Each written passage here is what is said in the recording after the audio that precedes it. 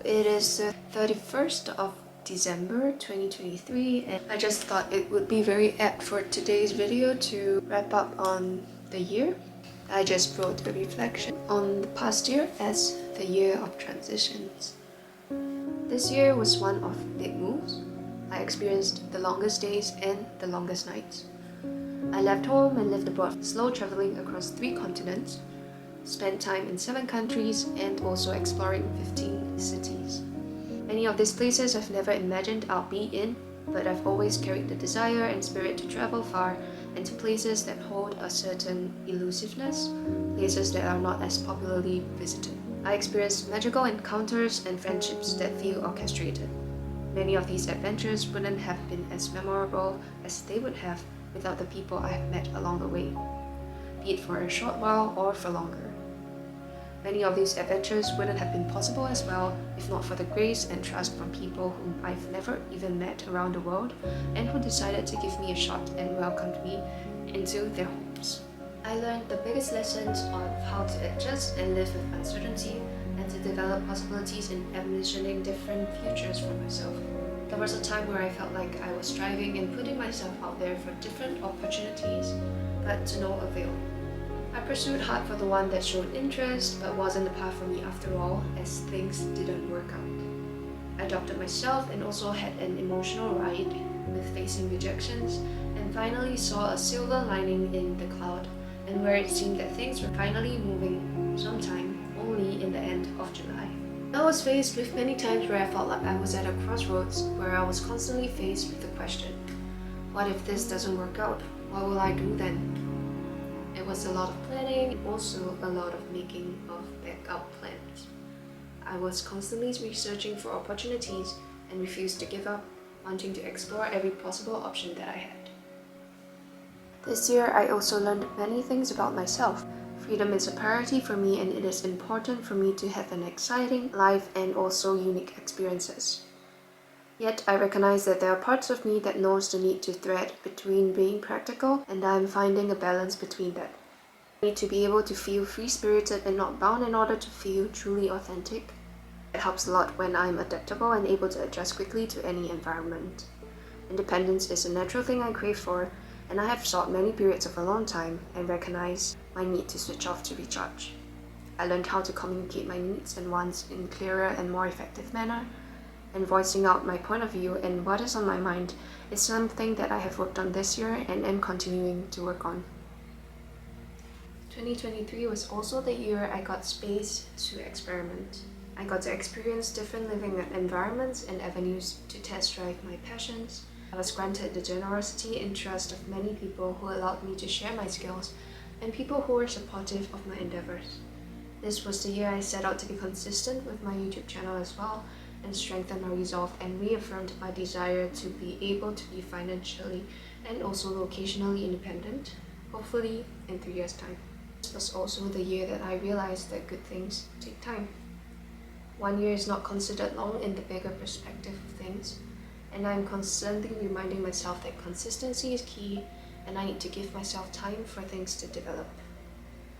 I'm definitely in the midst of shifting from my previous lifestyle to one that is nomadic, and this needs to be a midterm project, and I am just at the tip of the iceberg.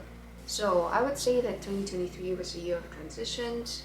There were moves from place to place, languages to learn, and also cultures to get used to. So to say bye and commemorate 2023, I would like to share a line or two that was picked out from my 2023 journal entries. The theme thus far has been to just go with the flow, put out the right intention or energy, not to worry about things. What might seem bad can also be a blessing. Life is made of 1/3 good, 1/3 normal, and 1/3 bad. I will be grateful during the good, content in the normal, and hopeful during the bad. I've recently been loving where the wind takes me. Life's an adventure, and in 2023, I want to focus on the could be, not the should be, the what ifs and not the what is. I want to take advantage of this time of my life. It's good to be free, to be wild, to be young. Life is too short. You've got to take chances, and that's how you progress. Trying and learning to deal with situations I am unhappy about in better ways. Being respectful is taking responsibility for things while still being able to have your own point of view. There were cool breezes, great sunlight, and it was also calming with the fresh air. Simple things made me joyful. Seeing a father bringing his newborn and 2 babies for a walk, experiencing my first hailstorm, seeing a happy dog sticking its head out of the window with a tennis ball in its mouth.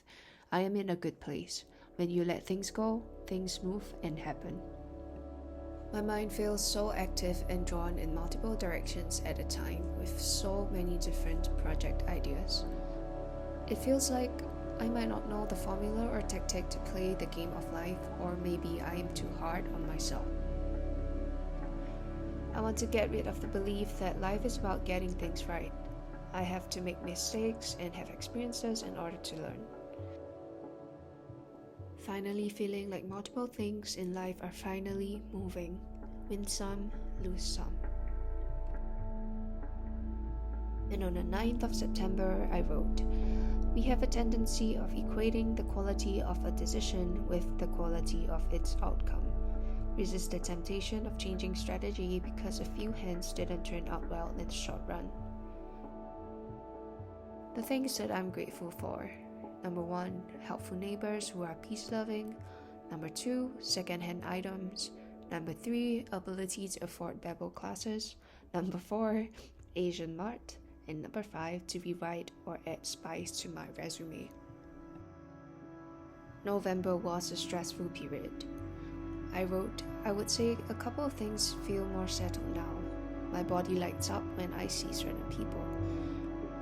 I want to take time to reflect on how far I've come and be thankful for the good news that have happened so far, mainly because I've been pretty caught up with planning ahead for the future, and I want to acknowledge the present."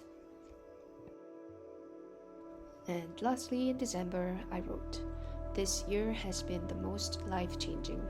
Many of my dreams came true, and I am absolutely grateful."